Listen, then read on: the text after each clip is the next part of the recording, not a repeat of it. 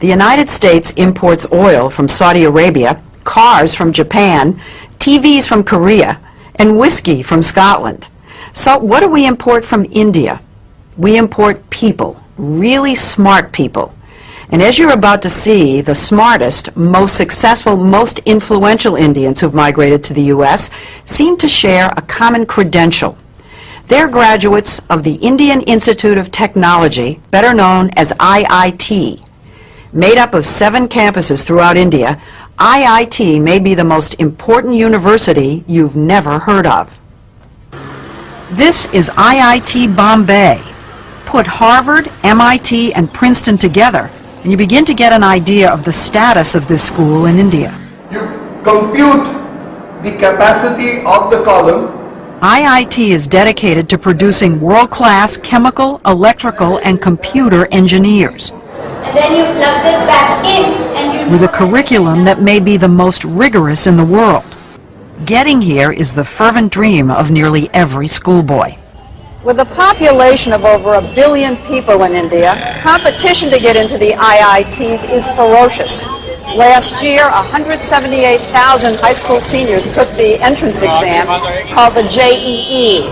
Just over 3,500 were accepted, or less than 2%. Compare that with Harvard, say, which accepts about 10% of its applicants. The IITs probably are the hardest school in the world to get into. In the whole world.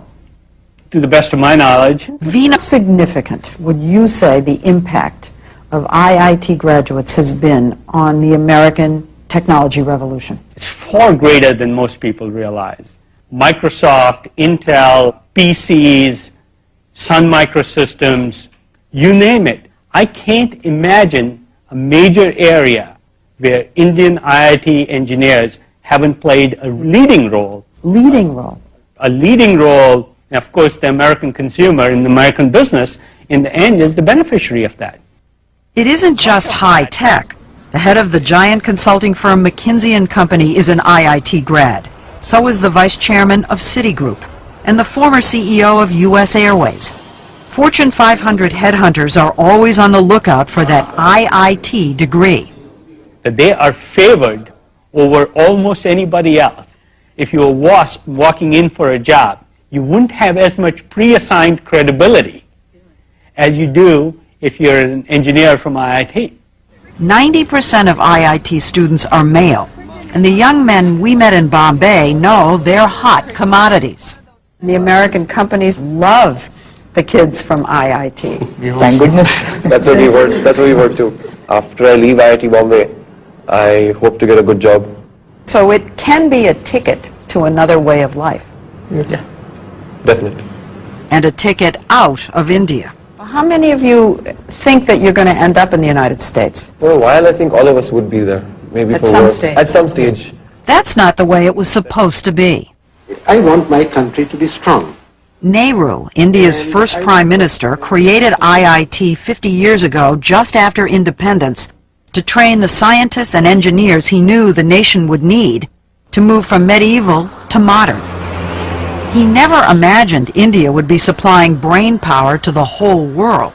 Would you say that IIT graduates are India's most valuable export? Yes, undoubtedly. N. Ram, one of India's leading journalists, says that because the stakes are so high, a kid starts preparing early. Age 7, 8, 10. By the 10 you know whether you're made for it or not. 30 to about 8, they're grilled and then they go to school.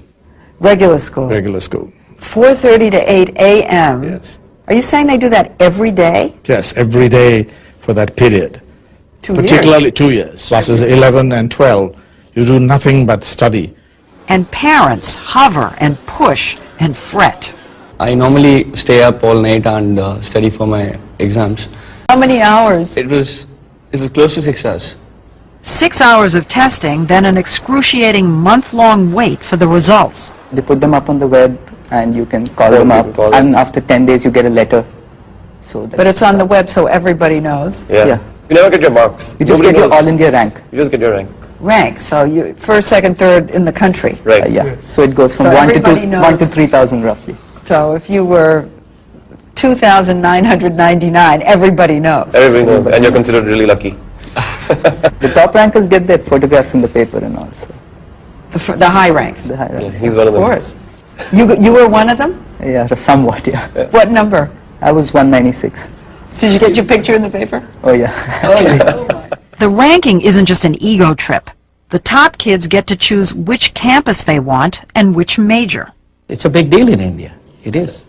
Narayana Murthy, founder of the huge software company Infosys, is known as the Bill Gates of India. What about your own son?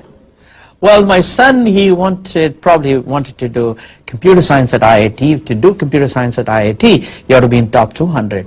And he couldn't do that, so he went to Cornell instead. Think about that for a minute. A kid from India using an Ivy League university as a safety school. That's how smart these guys are. I do know cases where students who couldn't get into computer science at IITs, they have gotten scholarship at MIT, at Princeton, at Caltech. Yes, sure.